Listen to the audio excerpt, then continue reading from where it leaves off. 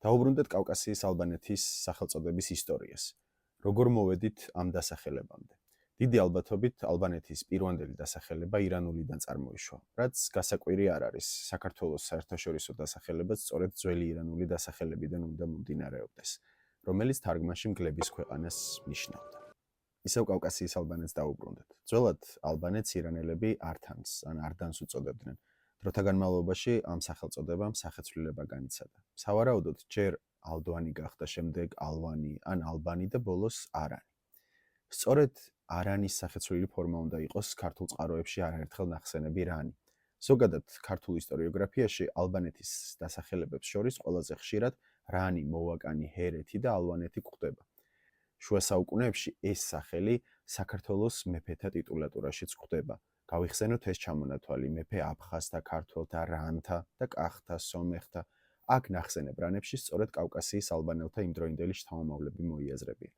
როგორც წესი, რანის ქვეყნად მტკვრის მარჯვენა მხარეს მდებარე ტერიტორიები მოიაზრებოდა, ხოლო მოვაკნად მარცხენა. ქართულ წყაროებში ჰერეთი ხან მთლიანად ალბანეთის დასახელებად, ხან კი შუა საუკუნეებში ნაწილობრივ სწორედ ალბანეთის სამეფოს ერთი ნაწილის ნანგრევებზე წარმოქმნილი ჰერეთის სამეფოს სახელწოდებად გვხვდება. ამაზე შემდგომში მოგიყვებით დაწვრილებით. სომხურ წყაროებში ალბანეთი მოიხსენიება ალვანქად, რომლის უფრო თანამედროვე ვარიანტია აღვანქი. სომხურ ისტორიოგრაფიაში გავრცელდა ასეთი მოსაზრება, რომ სახელწოდება ალვანქი ამ ქვეყანას ეწოდა მისი სასიამოვნო ბუნების გამო. და რადგან ამ სიტყვის ფუძე ალუ საამურს ნიშნავს, სამეფოსაც ალვანქი ამიტომ დაერქვა. თუმცა ეს გვიანდელი ლეგენდა უნდა იყოს და ალვანქი ალბათ ალბანეთის ირანული სახელწოდების ადგილობრივი ვარიაცია. რამ შეუწყო ხელი სახელწოდება ალბანეთის დამკვიდრებას? მოკლე პასუხია ამ ქვეყნის ბერძნულ-რომაულმა დასახელებამ.